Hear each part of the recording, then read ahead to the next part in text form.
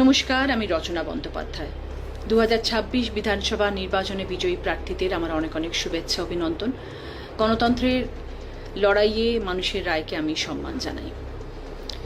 গতকাল থেকে এখনো পর্যন্ত আমার হুগলি জেলার বিভিন্ন প্রান্ত থেকে আমার দলের কর্মীরা আমাকে বহুবার ফোন করেছেন।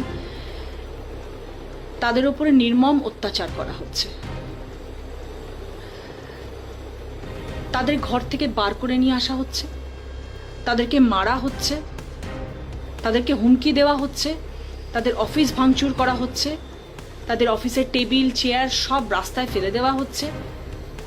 তাদের এতদিনের সাজানো গোছানো অফিস, তাদের কত স্নেহ, কত ভালোবাসা, কত সম্মান জড়িয়ে আছে সেখানে, সেগুলোকে সবাই এনে বাইরে ফেলে দিচ্ছে, তাদেরকে হুমকি দিচ্ছে, মারধর করছে। তার থেকেও বড় কথা, তারা ভীষণ ভয়ে আছে, কারণ তাদের পরিবার রয়েছে, তাদের বৃদ্ধ বাবা মারা বাড়িতে রয়েছে, তাদের ছোট বাচ্চা রয়েছে, তাদের স্ত্রী রয়েছে। তারা নিজেদের প্রাণের সংশয় নিয়ে বেঁচে রয়েছে। তারা আমাকে বারংবার ফোন করছে জানার জন্য, দিদি আমাদের কি করণীয়, আমরা কি করব, আমাদেরকে বাঁচাও। এটা তো কাম্য নয়। আমরা তো এই রাজনীতি চাই না। আমরা তো সবাই শান্তিতে থাকতে চাই। আমরা তো এই বার্তাই সবাইকে দিতে চাই। সংগঠিত রাজনৈতিক দলে তো কর্মীরা শৃঙ্খলা মেনে থাকেন, তাহলে কেন এই ভাঙচুর, কেন এই মারামারি, কেন এই হিংসা, কেন প্রতিহিংসা, কেন এই বিশৃঙ্খলা করা হচ্ছে? রাজনীতিতে হিংসা নয়, শান্তি এবং গণতন্ত্রের চর্চা হোক।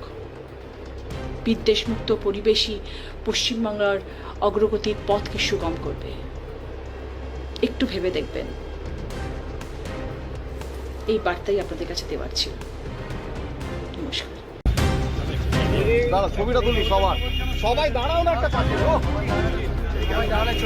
হ্যাঁ, দাঁড়াও, একটু দাঁড়াও, আমি সবাইকে দিয়ে দেবো।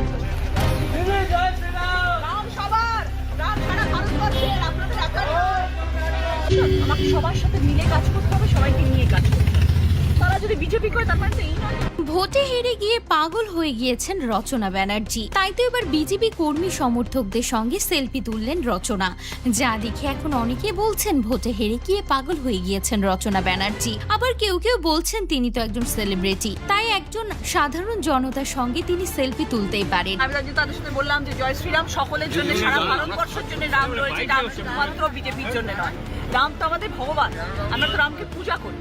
তবে এখানে শেষ নয়, রচনা বললেন রাম আমাদেরও ভগবান। ভোটের কেন্দ্রে রচনা ব্যানার্জিকে দেখে জয় শ্রীরাম বলে স্লোগান দিচ্ছিল আমজনতা। তখন রচনা ব্যানার্জিও বলে জয় শ্রীরাম, তবে রাম আমাদেরও ভগবান, শুধু বিজেপির একার নয়। তৃণমূলের এমন হেরে যাওয়া কোনোভাবে মেনে নিতে পারছে না কেউই। তাই তো তৃণমূল প্রার্থীরা ভোটে হেরে গিয়ে রীতিমতো পাগল হয়ে গেছে।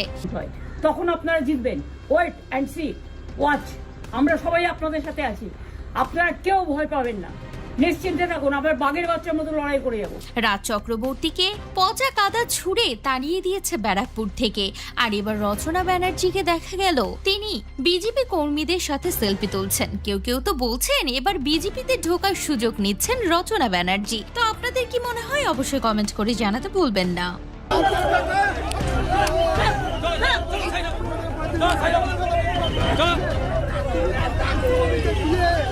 একটাও ভোট পায়নি রাজ চক্রবর্তী।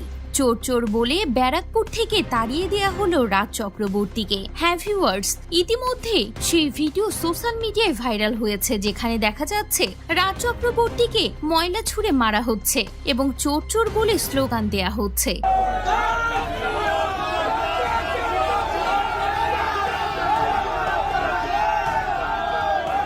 রীতিমতো রাজ চক্রবর্তীকে ব্যারাকপুর থেকে তাড়িয়ে দেয়া হয়। তবে কি ব্যারাকপুরে একটি ভোটও পাননি রাজ চক্রবর্তী? এবার কি তবে হারতে বসেছেন তিনি? কেনই বা তাকে চোর চোর বলে স্লোগান দিয়ে ব্যারাকপুর থেকে তাড়িয়ে দেয়া হলো? এই নিয়ে সোশ্যাল মিডিয়ায় শুরু হয়েছে জোর আলোচনা সমালোচনা। ঠিক কি ঘটলো রাজ চক্রবর্তীর সঙ্গে, চলুন দেখে নিই।